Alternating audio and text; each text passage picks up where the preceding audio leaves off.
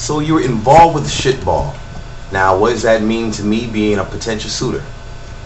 Well, like I discussed in part one, it means that you were ignoring certain things that you saw about the guy. Not a very good decision. And you was ignoring it to the point where you managed to have a baby with the guy. Another not good decision. Now, another thing that goes through my mind when I'm talking to these beautiful women, you know, who have shitballs for like ex-boyfriends is, well, what were you talking about with the guy? Because, I mean, when I see this guy in the street and I determine that, you know what, I'm not going to chill with this dude, you know, for 5 minutes. Off a nickel bag of marijuana, previously stated. 5 minutes. I can't stand to be around this dude. Because you're talking about some really dumb shit. Damn near retarded in how you're saying it. Now, you're in front of me and you're speaking a certain kind of way. What were you talking about with this guy? How long were you talking about it with this guy? Obviously, he said something that was impressive with his non-vocabulary having ass. Or even if he did have a vocabulary. He's not motherfucking Don Juan here. You weren't tricked. He has smooth words with no actions. You were taken in by that. What is that saying about you?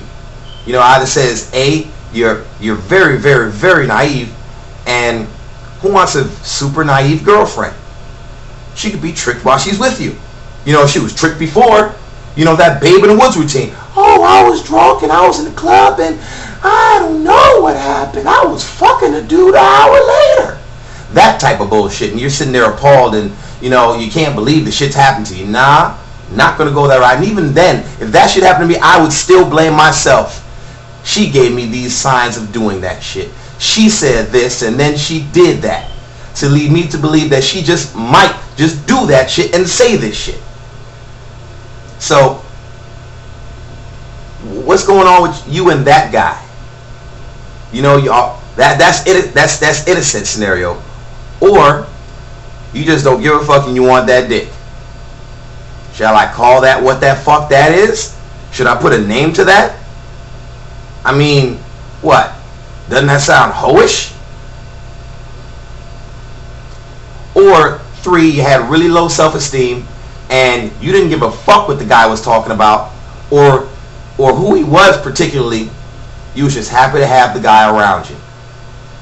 Now, is that a trait that guys are looking for? Now, y'all see my picture, man. I'm not Denzel out this bitch, and I'm not a crazy mad millionaire. I'm just speaking from an average dude's perspective, just the average guy, man. A guy wants no part of that, and that's what a shitball tells you. And another thing that it tells you, if you have all these shitballs in your past, fuck it. Even if you haven't, you know what I'm saying, or got knocked up, you know, and got a shitball, have a shitball baby daddy, you just deal with a whole lot of bad boys, that tells me you're shitballish. No matter what you say to me, because you're relating to these shitballs. It's like me rolling with a bunch of pimps and drug dealers. Would you believe I am not a pimp and a drug dealer? All of my friends are pimps and drug dealers. The girls that I date are associates and known to be around pimps and drug dealers. I'm not pimpish. I don't have the traits and a little bit of the knowledge of a drug dealer that may be exhibited in my daily life. It's like hanging around a Shaolin temple. You're not going to pick up some fucking kung fu? It's very, very simple. Very, very simple logic. And that's what guys go off of, man. And when we hear these sob stories, a guy ain't going to tell you that shit, but we just know it as a fucking sob story. It moves our emotion, but what happens is we'll think about that and we'll measure the inconsistencies and the resonance between us and you. So it's like we'll put ourselves in your shoes and see ourselves trying to see out your glasses and see ourselves making the same decision. If we can't come to the justification of like, you know what, I can see myself kind of doing the same thing, well, to me it reads as disharmony. It's like, you know what? Because I really consider myself an honest dude. So if I have like a disharmony in that regard, like, wow, you did that in that scenario, and that in that scenario, I can't even relate. How did you go from point A to point B?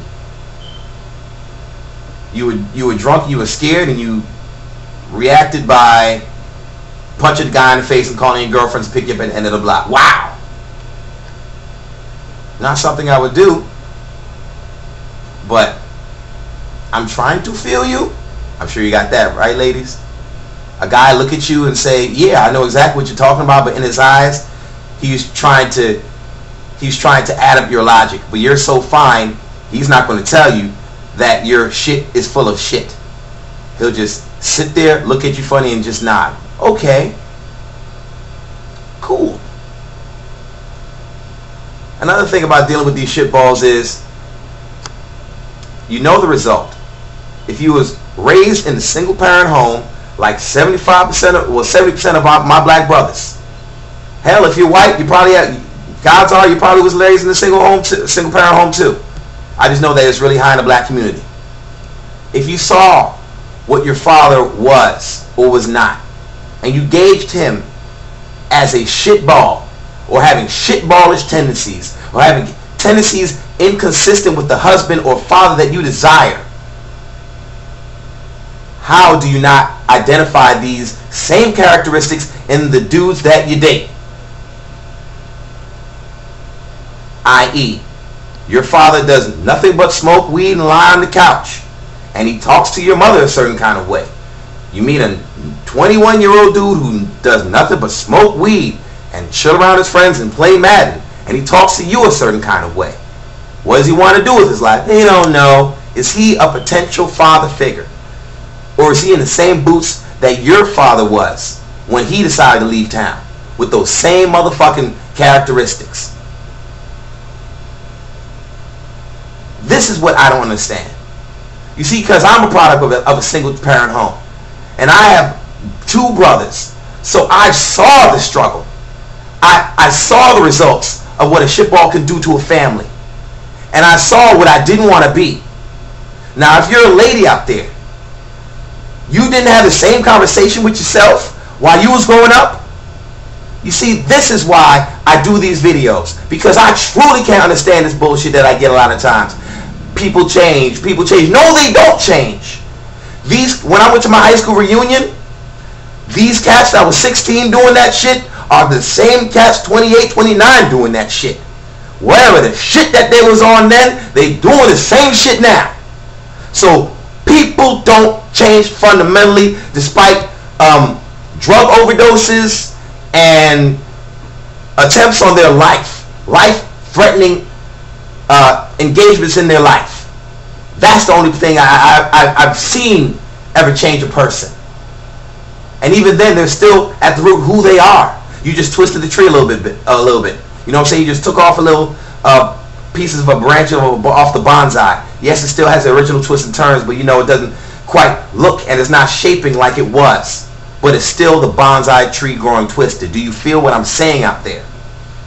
So you saw these things, yet you still feel it's a sob story, and you were victimized, and you were tricked. And I'm only speaking to the ladies that have this perspective. If your husband, if you had a husband that shit just didn't work out, and you acknowledge your part in it as well as his, hey man, that's realistic, and I ain't got nothing to say to you. I'm talking about when you're sitting around your motherfucking girlfriends, or dude, you hear like girls talking in the crowd, and oh, all the dudes ain't shit, and they got that guy, they tricked that woman, and he was such a nice guy in the first year, and after that it just went downhill. Who the fuck does that? Nobody has this magic Jekyll and Hyde shit. He was who he was. You were continually ignoring who he was for whatever fucking reason. But you have to acknowledge that you ignored certain things that you shouldn't have ignored. That's the whole shitball series.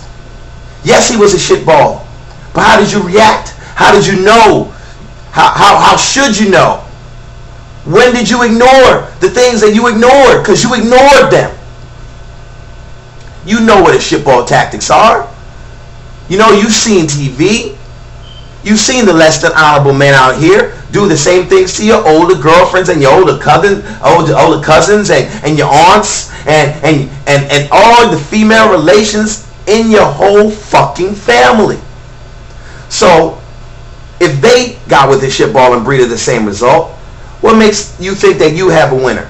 when he's exhibiting the same characteristics or qualities. And if you're not sure about his characteristics or qualities, don't have sex raw dog with the guy and let him skeet up in you. 17 forms of birth control for a lady. A guy's got one condom. That's it. That's all we got. Yes, we're fucking there, but if the roles were reversed, wouldn't you look at me a little bit differently? If I had 18 forms of contraceptives available to me very easily, since I'm visiting the doctor anyway. I mean, you visit the doctor all the time, you know, go to the gynecologist and whatnot. You know, if I could just go pick one up and then suddenly you got pregnant, wouldn't more of the fault lie upon me since more options were readily available to me? Think about this. Yes, the dude has fault, but to me, I'm always of the mind like, if a girl cheats on me, I should have known, because that's just me. Responsibility, accountability goes hand in hand with leadership, and leadership goes hand in hand with getting money, and that's all. That's what I'm about. You got it. That little chain, the responsibility, accountability chain, goes hand in hand with, you know, being a capstone of the pyramid. So if I want to be a capstone of the pyramid, I can't blame the little pyramid builders down there when I'm the overseer. Do you get what I'm saying in my analogy? It's easier to blame myself and notice the inconsistencies with the slave guy down there and say to myself, you know what, I should have got somebody better to do the job, rather than, oh, it's all his fault. He did drop the block. No, I should have hired a better motherfucker to carry the block. I should have saw what that girl was about. I saw, but I ignored because she had some fat ass titties. She had a beautiful ass. God damn. And I just kept saying that, and I kept saying that, and now I'm in the situation I'm in. But I saw, like you should see. So if you hear my voice, you ain't got a kid and you're a lady, hey, know what a shitball is. Don't yield to lust, and use some of that birth control. If you're not sure, don't raw dog him. If you can't see that motherfucker fathering your kids properly, if he doesn't have a ring on your finger and he's talking about commitment, hey, that is what that is. Don't put yourself in that position. You keep your power. Because think about this. If you have 5% of a goddamn equation and the 95 needs your 5%, you're still in a crucial power position, because he cannot go until you yield your 5. So if you feel like the guy has more responsibility or accountability in this equation of, you know, shitball baby daddies, don't yield your 5. And you get what the fuck I'm saying. I'm the Surreal Wonder, and I'm out.